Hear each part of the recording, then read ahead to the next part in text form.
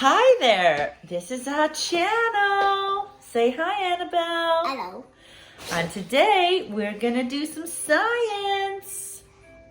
And I got a spoon. She's got a spoon. Okay, right, I'm gonna turn the camera around and I'm gonna tell you what she's gonna do.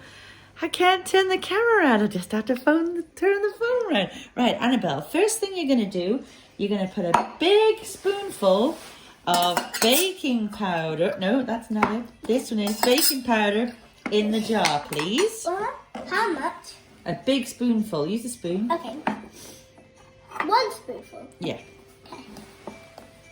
I must say that Annabelle has got some badges on that she made this morning. Roman badges, which is what those beautiful things are on her top.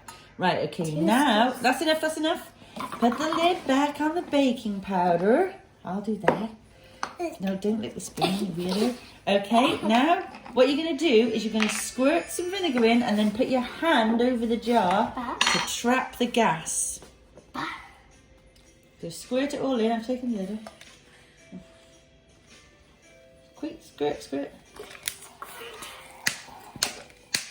Now put your hand over the top because you want to trap all that gas in there. Okay. I'm making a little hole. Maybe count to like 5. 1, 2, 3, 4, 5. Okay, Oh, it's done. vinegar smelly, isn't it? Right, now what you're going to do is very carefully, really carefully, I might have to help you. We're going to pour it and make it blow the candle out. I'm scared. I'm gonna do it.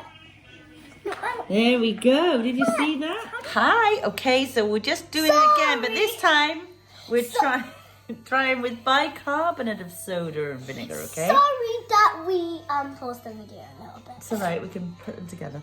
Right, let's try again. So we've just put bicarb and vinegar in this one. Right, so now pour it gently. Let me get the tumbling shot. Okay, pour it gently. There we go.